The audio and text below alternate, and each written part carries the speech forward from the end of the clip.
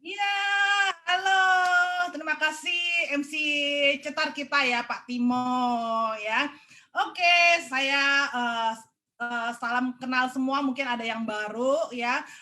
Saya berharap untuk semua orang BioGreen juga yang nonton BOFH ini semua sehat-sehat selalu ya, karena saya dengar saat ini COVID sedang naik ya. Jadi kita bersyukur banget di BioGreen ini kita punya produk yang benar-benar teruji klinis, kita juga punya produk yang sudah punya hak paten, jadi ini benar-benar membantu kita ya selalu sehat gitu ya.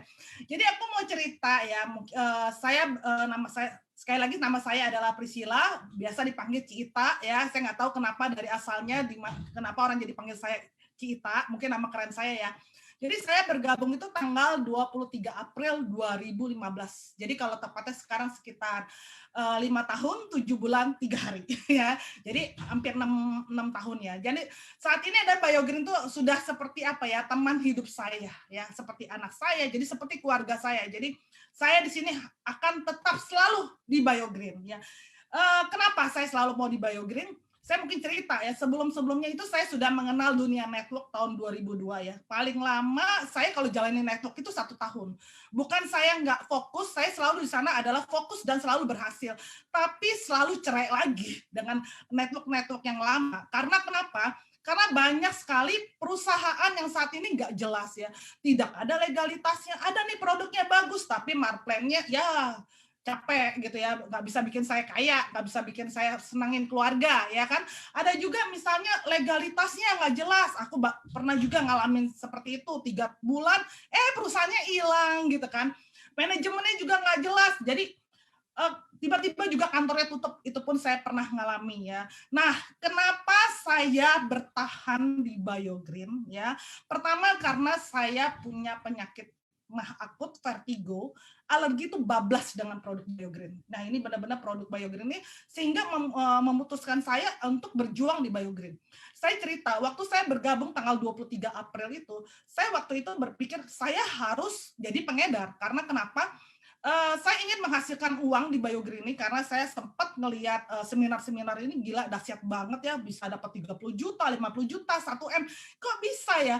Nah, jadi tanpa pikir panjang waktu itu ketika saya gabung, modal saya adalah hanya membaca. Saya membaca kotak dari Apple stem cell ini ya.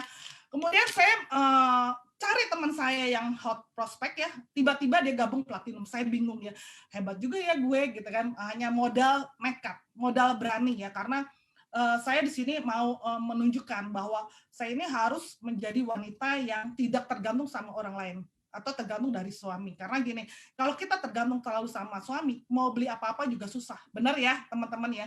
Nah, kedua, kenapa saya juga bertahan di BioGreen? Karena bagi saya BioGreen ini bukan bisnis abal-abal seperti tadi Pak Timo bilang bisnis kaleng-kaleng gitu ya. Karena saya baru jalanin bisnis ini 8 hari ya, dari tanggal 23 sampai tanggal 31 April ya, saya langsung bisa dapat uang 22 juta. Saya kaget sekali, coba bayangin ya 8 hari 22 juta, itu sangat luar biasa ya. Dan di bulan Mei saya juga bisa dapat 70 juta. Jadi saya merasa bahwa bisnis BioGreen ini adalah bisnis lifestyle ya. Bisnis ya saat ini adalah bisnis anti pandemi.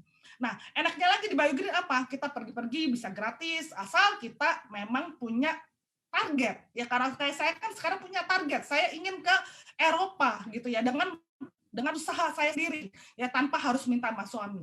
Dan saya lihat juga di BioGreen adalah legalitas kita itu sangat lengkap ya, produknya bagus, bisnisnya keren, uji klinis. Jadi saya pikir untuk apa saya harus pindah kalau bisnis yang sudah bagus ini harus saya pelihara dan saya harus berbagi kepada yang lain, bahwa disinilah di BioGreen kita bisa mendapatkan uang gitu ya.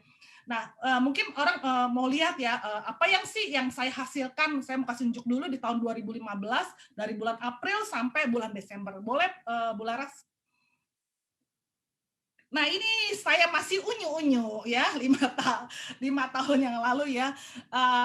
Ini waktu itu sempat jalan-jalan ke Pulau Harapan ya, saya juga kaget, dari bulan April sampai Desember saya bisa menghasilkan 400 jutaan. Bagi saya ini benar-benar di luar nalar saya, karena selama saya bisnis di tempat lain nggak bisa seperti ini. Next, Mbak Laras. Ya, ini adalah Ini semua saya dapatkan dari BioGreen. Saya pernah pergi ke Yerusalem, saya pernah dapat cruise reward, ya. Next, Mbak Laras. Nah, ini juga saya jalan-jalan ya ke Jepang ya kemarin ya. Sebenarnya saya juga dapat ke China, cuman karena waktu itu saya ada kendala dari keluarga, saya nggak pergi. Ya, ini next, ini adalah penghasilan saya tanggal 25 Oktober, bisa dilihat ya, sekitar 6,9 juta satu hari. Itu saya pikir saat ini di pandemi ini untuk mendapatkan uang segitu tuh nggak mudah ya.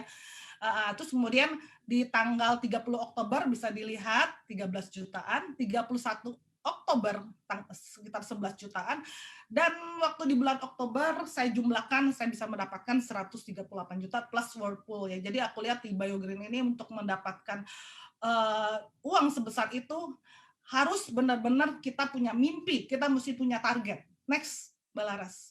Nah, ini bisa lihat juga ya tanggal 6 November ya bisa dapat 6 juta.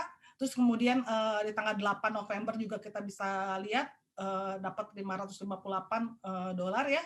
Terus kemudian kita bisa lihat lagi sempat dapat passive income 2,7 juta. Bukan berarti uang ini uang kecil ya. Saya pikir cari uang 1 juta aja susah pada saat ini ya. Beda dengan di BioGreen kalau kita serius ya. Nih tanggal 16 November aku bisa mendapatkan 17 juta.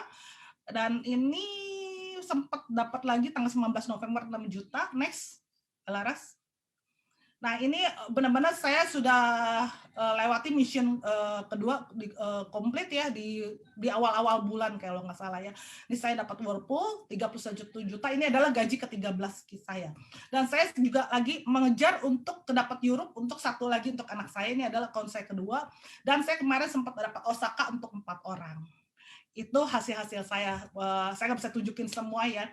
Jadi orang suka bilang sama saya, Bu Pris tuh kalau mau jadi sukses itu mudah atau sulit sih?